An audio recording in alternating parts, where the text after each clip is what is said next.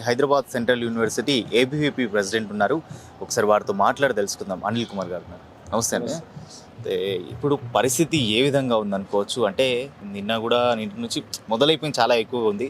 And ఇది బుల్డోజర్లు వచ్చినాయి లోపలికి, తెలియకుండానే వచ్చేసి అనే విధంగా దొబ్బేసారు లోపలికి అనే విధంగా వినిపిస్తూ ఉన్నది. బయట కూడా చాలా వరకు చూస్తూనే ఉన్నాము. మరి స్టూడెంట్స్ కూడా వాళ్ళు పోరాడుతూనే ఉన్నారు వాళ్ళ విధంగా వాళ్ళు. మరి ఏ విధంగా రెస్పాన్స్ వస్తుంది, లేకపోతే ఏమైనా రెస్పాన్స్ ఉందా, లేకపోతే పోలీసులను తీసుకొచ్చి ఇక్కడ కూర్చోబెట్టడం ఒకటే అవుతుందా? సో ఫస్ట్ ఆఫ్ ఆల్ ఏంటంటే ఇక్కడ ఉన్నటువంటి స్టూడెంట్స్ లగ్భగ్ ఒక 5500 స్టూడెంట్స్ మార్చ్ 11th నుండి ఇదే పోరాటం చేస్తూ ఉన్నారు. దాంట్లో ఏబీపీ కూడా ఒక ఆర్గనైజేషన్.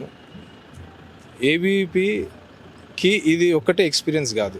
2019లో అప్పుడున్నటువంటి బీఆర్ఎస్ ప్రభుత్వం కూడా ఎంకరేజ్మెంట్ చేయడానికి ట్రై చేసింది. దాన్ని అడ్డుకున్న ఆర్గనైజేషన్ ఒకటి, అది ఏబీపీ. అది ఎప్పుడు 2019, 2020. అది ఎక్కడంటే టీఎన్జిఓ కాలనీ అని ఒకటి ఉంటుంది. ఇప్పుడు ఏదైతే ఈస్ట్ క్యాంపస్ అక్కడ 400 acres తీసుకుంటున్నారో అదే దానికి అడ్జసెంట్గా టీఎన్జిఓ కాలనీ ఉంటుంది. సో అక్కడ ఈ బీఆర్ఎస్ ప్రభుత్వం ఏం చేసిందంటే, అప్పుడున్నటువంటి బీఆర్ఎస్ ప్రభుత్వం దగ్గర 3 kilometers రేడియస్ వరకు కాంపౌండ్ వాళ్ళని డిస్ట్రాయ్ చేసింది. 2 lane రోడ్ వేసేసింది. సో అయినా కూడా వాళ్ళని మళ్ళీ అంటే కాంపౌండ్ వాళ్ళ లోపలికి రానియకుండా ఏబీపీఎస్సీ పోరాడి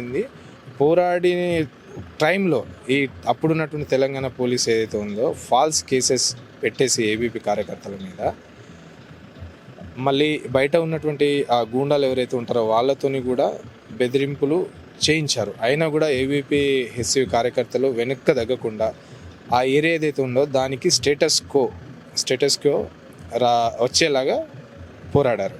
మళ్ళీ ఇప్పుడు ప్రజెంట్ సినారియో ఏంటంటే ఈ 400 acres ఇష్యూ ఎప్పుడు స్టార్ట్ అయిందని అంటే 2004 ఆ టైంలో స్టార్ట్ అయింది.